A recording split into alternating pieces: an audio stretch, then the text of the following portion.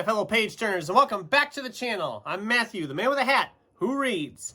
And today it's time to start talking about my November reading. This is the November TBR video. It's hard to believe we're getting up towards the end of the year already. I have a lot of books I wanted to get to this year, and I am running out of time to do it. But I've actually started planning stuff. I started looking at some of the books in this TBR are books I've had sitting here for quite a while. So we're going to try to get through some of them this month. So let's just dive right into it. I got 12 books here that I'm hoping to get to in November. Obviously, there might be some carryover because it's, as you're watching this, October isn't over yet, and I still have a couple of books I'm going to try to squeeze into from October. That might not get done in October, but we'll see. But two of them from that TBR last month, I've just automatically shoved in November because I'm nowhere near going to get to all of them. So I might actually just end up starting these. But those are The Regrets by Amy Bonifans and Composite Creatures by Carolyn Hardacre. I didn't get to either one of these yet in October. And it doesn't look like I'm going to unless I start them on the last day of October, which I might as well just count them for November then anyway. So there's two of them right there. I really wanted to get both of those read, and I've got three other ones that I haven't gotten to in October. So October has been good, but not great. I did have like 17 books to plan to read, and I'm not going to get anywhere near that, but that's fine. Anyway, what else we got here? Let's see. Well, I'm still doing the Neil Gaiman novel reread. I've been doing one every other month. We're up to the last one, Ocean at the End of the Lane. This is a reread. It's not very long. I should go through this one pretty quickly. I know I read it pretty quickly the first time I read it. Yeah, it's like 178 pages is the actual narrative of the book and the acknowledgments and all that. So this will not take long to read. I honestly don't remember much of it. I remember enjoying it when I read it. And I still love that cover. But it's just been so long. I think I read this right after it came out. So, what was that, 2014, I believe? 2013. Okay, I was off by a year. But I read it right after it came out, and I really enjoyed it. But that's been almost 10 years. And that was the whole point of the Neil Gaiman reread, was I hadn't read any of those novels in a long time, and it was fun to dive back into them. All right, then a graphic novel. Because it's been a little while since I read a graphic novel. This is Alan Moore's V for Vendetta. Now, I've seen the movie. It's been a few years, but I have seen the movie. But I always wanted to read the book. And I finally got the book.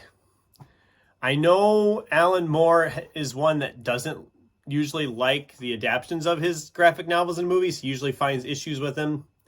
I really liked the movie, so I'm hoping the book is good too. I'm guessing it will be. It'll probably be better.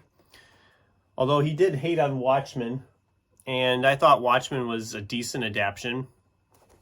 I mean, you couldn't get much more faithful than that.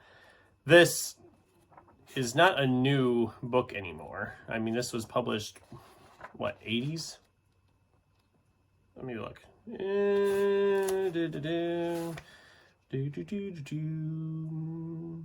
1990, 1988. Okay, the enclosed 80 around late 80s, early 90s. Okay, so it's been out there a while. I just never got around to reading it. So I'm also going to dive back in with The Witcher. This is The Tower of Swallows.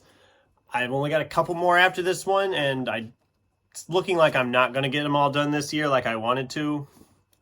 I'll get Lady of the Lake, but I'm probably not going to get back to Season of Storms by the end of the year, just because this is a big boy and Lady of the Lake is bigger, and I have a bunch of other stuff I want to get in.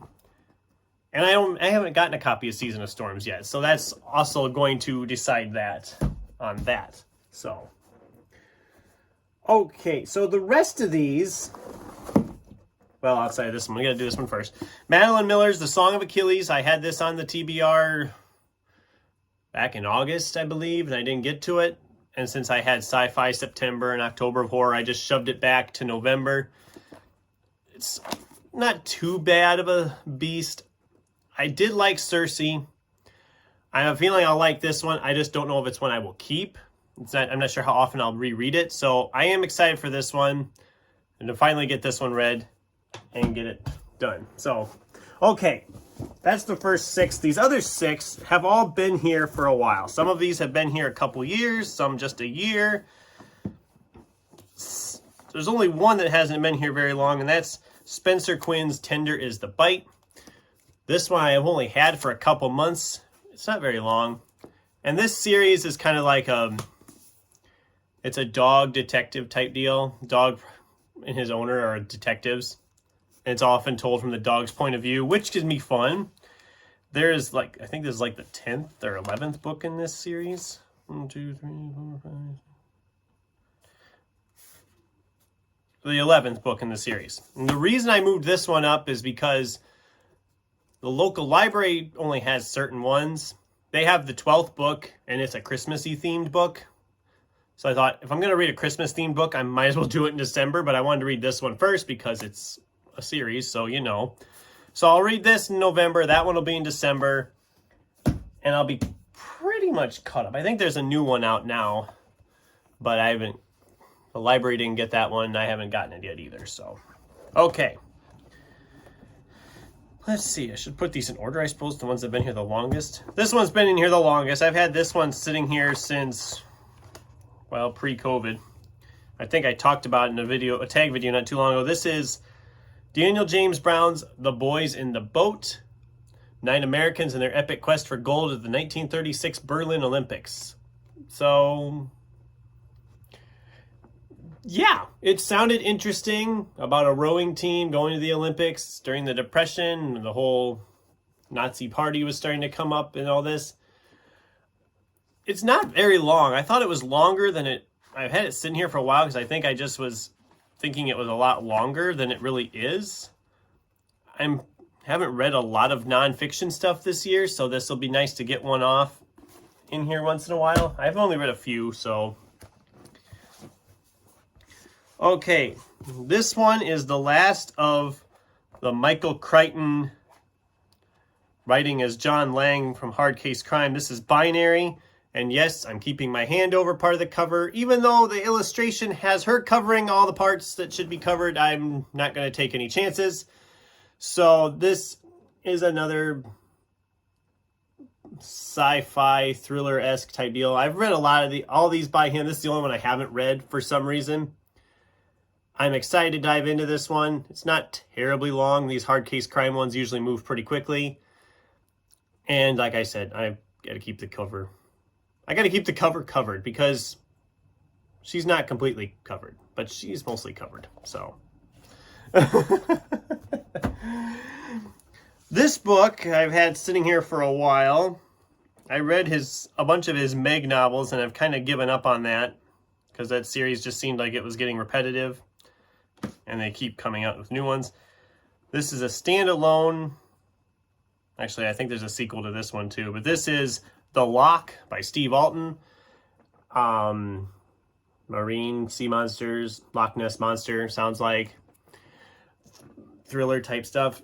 I have enjoyed some of his writing for the most part, but I have a feeling that this is going to be like the Meg. I'm not going to love it enough to keep it. It's 500 and some pages, so it's surprisingly dense. But if it goes like his Meg novels, I will fly through this thing, because the last couple Meg novels I just really flew through. So I'm betting this one will fly by fast. This one I picked up last October, so this one I've had here for a year. This is Michael Rutger's The Anomaly. It sounds like an archaeological adventure thriller type thing. Published in 2019. Wow, is that new? I didn't think it was that new. Oh, mass market edition was 2019 and 2018. 2018. This will be a quick read, I think. I've had it sitting here, like I said, for a year, and I finally am committing myself to it because it's been sitting here that long, and I've had no desire to pick it up. So I'm like, okay, that's why I do the TBRs. I figure it's a good way for me to get some of these out of the stacks that have been there a while, to commit myself towards them instead of just like coming in and be like, okay, what do I want to read next? Because sometimes that can be overwhelming if I just look at my stack, like, okay, what do I want to read next? What's really catching my eye? This way I can get through some of these that I've had sitting here. And then this one was a Christmas gift last year. And I probably won't get this done in November unless I really commit myself to it. I'll probably make a library stop and add some more books to the TBR for the month anyway. But this is Tarzan of the Apes and the Return of Tarzan by Edgar Rice Burroughs. It's the 2-in-1. It's a fun looking, it looks like it's a hardcover, but it's like a soft cover. It's a soft hardcover. The print is kind of small. It has these beautiful illustrations inside the covers. I don't know if you can see that very well, and I read the first 5 novels of John Carter, and I really enjoyed them. And I've wanted to read Tarzan, and I got this as a Christmas gift last year, and I'm figuring, okay, it's coming up on Christmas again, and I haven't even opened this thing up. So I'm going to hopefully be tackling this and getting this read. Like I said, I'm shooting to finish it in November. I haven't read as many classics this year as I wanted to. I had it between this one and David Copperfield, but David Copperfield is even thicker. This book, for the print as it is only 450 some odd pages, so it won't be as much of a commitment. David Copperfield, I think, is closer to 600, 700 pages. And that, I knew I wouldn't get that done. This one I might be able to get done. So I got a huge stack here, like I said. We got a nice big, gotta get the money shot, right? Gotta get the money shot, because that's what people like. Yeah, I have a nice stack of reading to do this month. And that's before I go to the library. So, yeah, that's my TBR for November. It's sizable, but not as sizable as my October TBR. So I should be able to get most of these read. Some of these won't take very long. I mean, V for Vendetta being a graphic novel, I'll fly through that in a hurry. Binary, Tender is the Bite, Ocean at the End of the Lane. Those are all fairly shorter reads, so I should move through them pretty quickly. But what's on your guys' TBR for November? Let me know in the comments down below, and whether any of these sound like ones I should do videos about or talk about later on. And as always, thanks for watching, and until next time, keep turning pages.